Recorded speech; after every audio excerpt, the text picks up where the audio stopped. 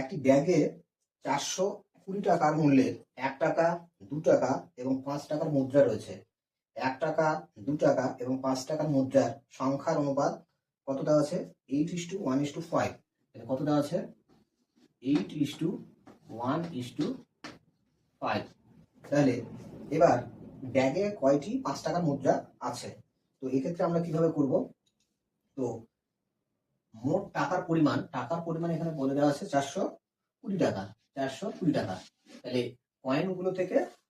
কয়েনগুলোর মোট ভ্যালু কত? 420 টাকা। এবার তাদের সংখ্যার অনুপাত 8:1:5। তাহলে এটা হচ্ছে কি? 1 টাকার মুদ্রার সংখ্যা। তাহলে আমরা এক্ষেত্রে 8x ধরে নেব। 2 টাকার মুদ্রার সংখ্যা ধরে নেব কত? x দিয়ে গুণ করলে x। আর 5 টাকার মুদ্রার সংখ্যা ধরে নেব 5x। এবার 1 টাকার মুদ্রার থেকে আমরা মোট কত টাকা পাবো? এটাকে 1 দিয়ে গুণ করবো।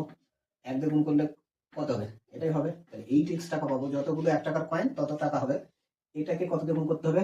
এটাকে আমাদের হচ্ছে, দেখো, যতগুলো 2 টাকার কয়েন তাকে তার ডবল 2 টাকা হবে, মানে টাকার পরিমাণ হবে। তাহলে 2 দিয়ে গুণ করলে 2 টাকার কয়েন থেকে মোট কত টাকা পাবো? 2x টাকা পাবো। তারপরে 5 টাকার কয়েন রয়েছে 5x। তাহলে এক্ষেত্রে এখান থেকে মোট কত টাকা পাবো? তাহলে এক্ষেত্রে 5 দিয়ে গুণ করতে হবে। তাহলে 5 দিয়ে গুণ করলে কত হবে? 25x। এবার মোট টাকার পরিমাণ কত? মোট টাকার পরিমাণ এত।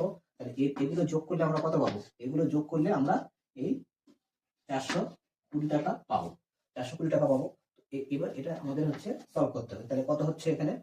25 আর এদিকে 10, 35x। তাহলে 35x ইকুয়াল টু কত? 420। এবার এটা ভুল হয়ে গেছে। 35x equal to 420। তো এবার আমরা 7 দিয়ে কাটাকাটি করবো। 7 দিয়ে কাটলে এটা 5, 7 দিয়ে কাটলে এটা 6 7 42, 5 দিয়ে কাটলে 12। তাহলে x এর মান কত হলো? এখান থেকে x ইকুয়াল টু পেলাম 12। এবার কোশ্চেনে বলা আছে 5 টাকার মুদ্রা কটি রয়েছে? তো 5 টাকার মুদ্রা আমরা কত ধরে নিয়েছিলাম? 5 টাকার মুদ্রা ধরে নিয়েছিলাম 5x। তো 5 টাকার মুদ্রা কত হবে? তাহলে এখানে 5 গুণ হচ্ছে 12, তাহলে 60।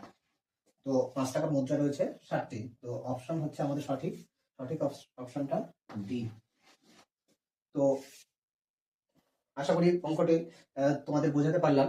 আমি ইন ডিটেলস বলে দিলাম, কারণ যাতে তোমরা এই টাইপের অঙ্ক যেভাবে আসুক তোমরা সহজে করতে পারো। নিয়মটি রপ্ত করতে পারলে খুব তাড়াতাড়ি করা যাবে। তো